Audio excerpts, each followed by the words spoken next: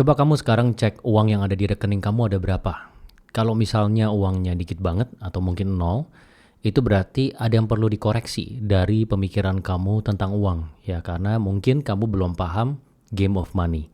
Menurut saya dalam kehidupan ini uang itu adalah sebuah permainan. Orang yang paham aturannya, ya yang tahu cara mainnya, dia bisa mendapatkan uang yang banyak di dalam hidupnya. Sama seperti kalau misalnya saya ngajak kamu untuk main catur. Saya udah main catur 1000 jam.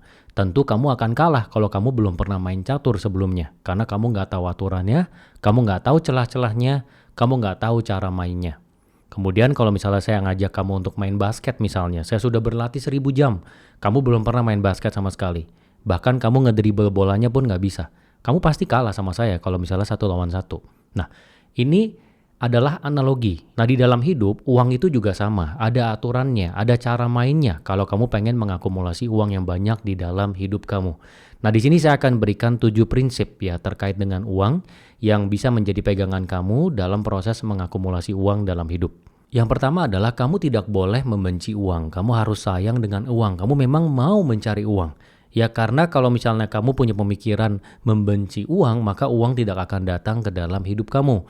Kenapa membenci uang? Ya banyak orang yang mikir, oh ya kalau misalnya jadi orang kaya itu jahat. Ya orang yang punya banyak duit biasanya mereka punya hati nggak baik. Itu adalah pemikiran satu dimensi. Ya saya sudah omongin berulang-ulang bahwa kita kalau berpikir itu harus 4 dimensi. Maksudnya apa? Orang kaya yang jahat ada, yang baik ada. Orang miskin juga sama, yang jahat ada, yang baik juga ada. Nah, jangan hanya kita lihat satu dimensi doang, orang kaya itu jahat. Gitu. Jadi kamu harus buang jauh-jauh pemikiran ini. Apalagi kalau misalnya kamu punya orang sekitar yang menyisipkan pemikiran-pemikiran yang dimana kamu tuh ditakdirkan untuk miskin. Jadi orang kalau misalnya sudah ada takdirnya, dia nggak bisa rubah itu. Ada loh orang tua ataupun teman-teman yang mereka menyisipkan pemikiran ini ke orang-orang di sekelilingnya. Kalau kamu adalah orang itu, kamu harus buang jauh-jauh pemikiran itu. Caranya gimana? Kamu harus cuci otak kamu.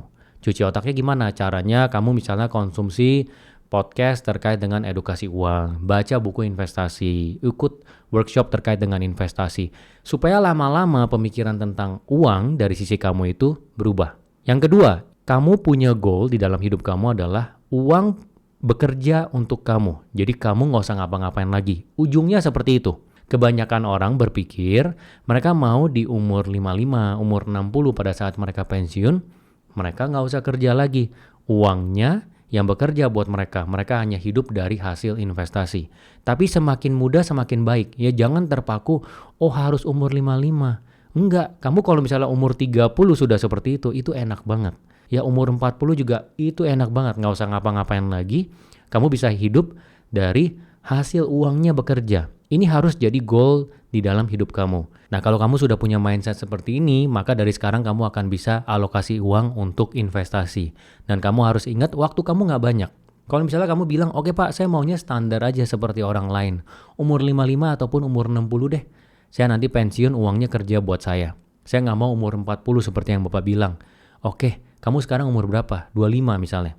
Berarti kamu punya waktu berapa? 30 tahun, 35 tahun.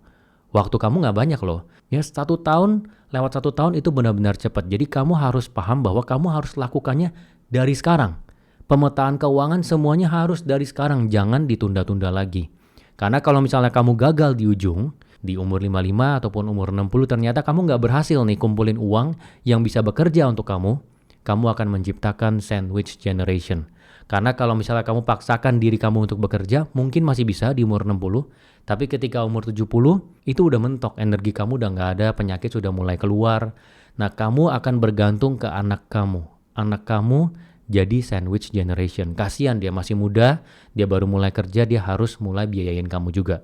Jadi kamu harus pikirin dari sekarang. Kemudian yang ketiga adalah, uang itu pergi dari orang yang nggak bisa pegang uang. Memang ada orang yang dia tuh nggak bisa pegang uang. Maksudnya apa? Dia pegang uang 5 juta, 5 jutanya habis. Dia pegang 100 juta, 100 jutanya habis. Padahal mungkin dia punya pendapatan naik terus. Saya ada loh temen yang pendapatannya bisa 300-400 juta dari bisnisnya setiap bulan. Tapi itu uang habis terus, dia nggak ada tabungan. Kenapa? Karena dia nggak bisa kontrol. Pengeluaran dia bertambah dengan pendapatannya dia. Memang paling ideal itu adalah kita pendapatan 5 juta, pengeluaran 1 juta. Pada saat pendapatan 20 juta, pengeluarannya tetap 1 juta. Ini nggak gampang ya. Walaupun gampang untuk ngomongin, tapi pada prakteknya ketika kita punya pendapatan naik, keinginan kita untuk beli barang yang lebih mahal lagi itu ada di sana. Ini nggak gampang sama sekali. Di Amerika itu ada satu cerita di mana seseorang memenangkan lotre ya. Ini adalah orang miskin. Dia menang sampai jutaan dolar. Terus nggak berapa lama duitnya habis. Habisnya kenapa? Ya dia nggak bisa pegang uang. Dia langsung beli mobil mewah. Dia langsung pindah rumahnya ke tempat yang mahal. Dia nggak hitung sama sekali. Dia langsung setiap akhir minggu keluar ke klub malam main-main. Terus dia kasih uang ke orang-orang sekitar yang pinjam duit, minta bantuan. Yang merasa bahwa mereka harus dibantu karena kan bagian dari kenalannya dia. Karena dia secara keuangan naik dan mereka merasa bahwa orang ini jadinya bertanggung jawab. Akhirnya dikasih duitnya dan duitnya habis nggak sampai setahun.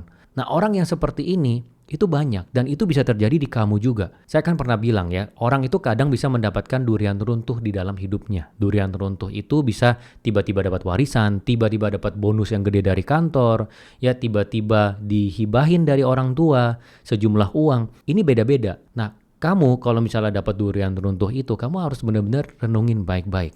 Kalau misalnya kamu tipe orang yang nggak bisa jaga uang dengan baik, ya kamu harus paksa diri kamu untuk menyisihkan uangnya ketika uang itu didapatkan. Jadi misalnya dapat durian runtuh nih, dihibahin orang tua 1 miliar. Langsung 900 juta kamu alokasiin di samping untuk investasi.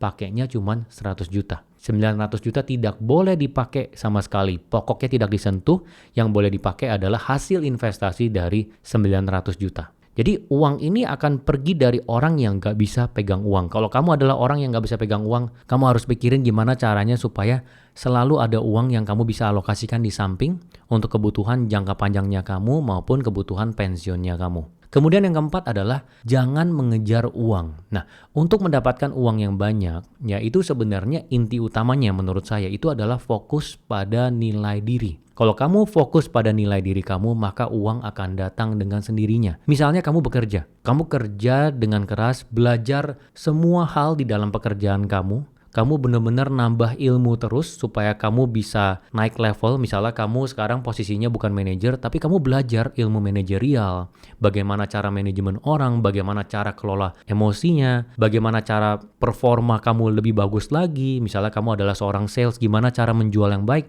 Kamu tambah terus nilai diri kamu akan dapat promosi. Peluang kerja kamu akan terbuka. Mungkin nanti ada headhunter dari perusahaan lain yang cari kamu, ngebajak kamu. Dikasih gaji double, dikasih gaji 3 kali lipat. Itu bisa terjadi. Atau misalnya kamu adalah seorang content creator. Kamu fokus di konten kamu, buat sebaik-baiknya. Sampai kamu menjadi top 10, top 20 di dalam kategori kamu, maka brand akan datang dengan sendirinya. Dia pengen kerja sama kamu. Karena kamu jago dalam storytelling, bisa membantu exposure dari brand ini lebih baik lagi. Atau misalnya dalam konteks bisnis, kamu fokus pada bisnisnya dibuat dengan baik. Produknya bagus, layanannya bagus. Otomatis itu customer akan datang. Ya walaupun memang kamu butuh untuk marketing juga ya. Customer akan bisa bercerita ke teman-temannya untuk datang. Itu akan lebih mudah dibanding kamu maksa orang untuk beli. Jadi inti utamanya kamu sebenarnya harusnya kejar dari sisi nilainya. Bukan dari sisi uangnya. Karena uang akan datang ketika nilai itu kamu sudah tinggi. Kalau bahasa Inggrisnya value ya. Value kamu tinggi, uang akan datang. Sebagai selingan bagi kamu yang mau belajar bisnis, kamu bisa coba cek aplikasi Growin ya yang sedang saya bangun. Ini di dalamnya ada ribuan ilmu teknis bisnis dari praktisi di berbagai bidang. Ini ada bootcamp dari nol juga. Jadi kalau kamu misalnya sekarang di posisi nggak paham apa-apa, bisa ikutin bootcampnya.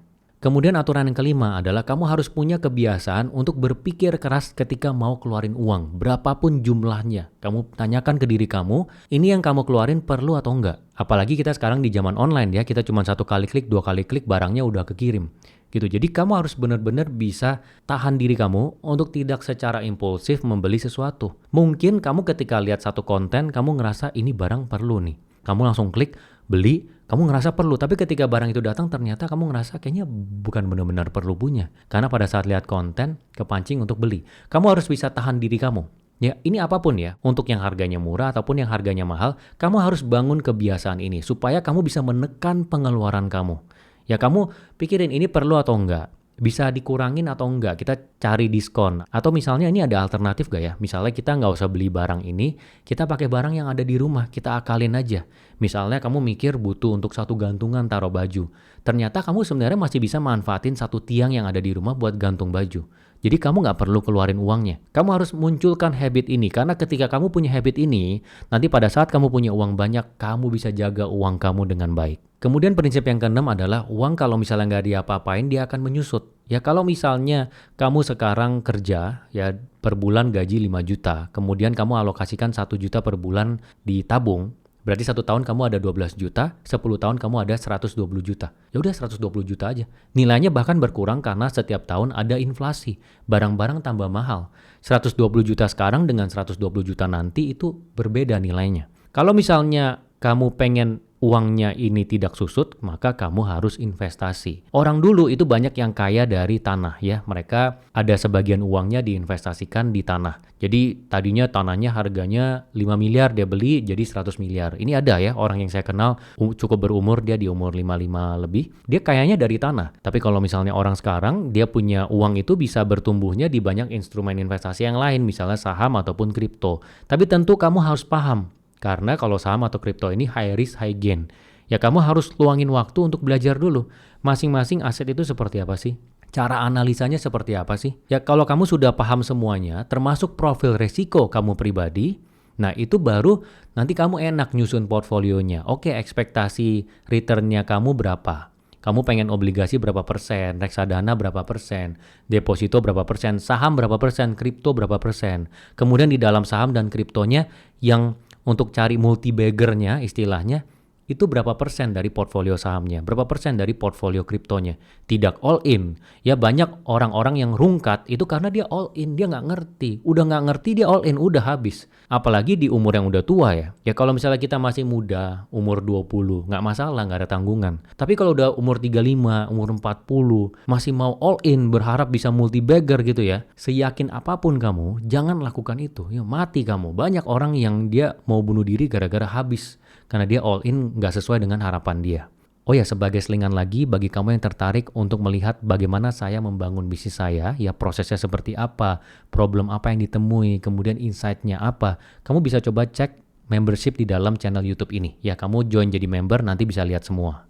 Nah, kemudian prinsip yang ketujuh yang harus kamu ingat adalah jaga pokoknya ya. Kalau misalnya kamu sudah punya uang yang berlebih dan bisa diinvestasikan, pokoknya jangan pernah disentuh. Ya bedanya orang miskin dan orang kaya adalah orang miskin punya 5 miliar, 5 miliarnya dipakai. Orang kaya punya 5 miliar yang dipakai adalah hasil investasi dari 5 miliar itu. Katakanlah 5 miliar itu returnnya 4%. 1%-nya kan 500 juta, 50 juta. Berarti 4%-nya 200 juta per tahun. Katakanlah dapat 200 juta per tahun. Ya udah dia pakainya 200 juta itu. Jadi 5 miliar ini nggak pernah disentuh sama sekali. Ini satu prinsip yang menurut saya semua orang yang masih di kalangan bawah ini harus ingat. Jangan pernah sentuh pokoknya. Ketika kamu uangnya sudah berlebih dan sudah ada yang bisa diinvestasikan, pokoknya jangan pernah disentuh sampai kapanpun. Karena itu yang nanti jadi kamu punya penyelamat di ujung. Ya dia akan bekerja untuk kamu di mana kamu nggak usah ngapa-ngapain lagi, sudah bisa hidup dengan tenang. Jadi ini kira-kira adalah 7 prinsip yang menurut saya penting untuk diingat ya. Yang pertama adalah kamu harus sayang uang, jangan benci uang. Yang kedua adalah goal kamu di ujung adalah uang kerja buat kamu. Ya semakin mudah kamu capai ini semakin baik. Yang ketiga, uang pergi dari orang yang nggak bisa pegang uang. Kalau kamu orang yang nggak bisa pegang uang, kamu harus mulai was-was untuk pikirin gimana caranya supaya terus bisa jaga uang kamu. Kemudian yang selanjutnya, jangan mengejar uang, fokus pada nilai, ya nilai diri kamu. Kemudian yang kelima adalah pikirin benar-benar setiap kali keluarin uang ya. Kamu ciptakan kebiasaan selalu memikirkan apakah benar-benar perlu atau enggak supaya uang kamu bisa dijaga. Kemudian yang keenam adalah uang kalau nggak diapa-apain dia akan nyusut. Jadi memang kamu harus investasikan. Dan yang terakhir adalah kalau ada uang yang berlebih sudah mulai diinvestasikan, jangan sentuh pokoknya. Hanya pakai hasil investasinya. Ingat ya, apa yang saya ngomongin di sini nggak ada efeknya ke dalam hidup kamu kalau tidak diterapkan. Jadi jangan cuma didengerin doang. Semoga berguna ya.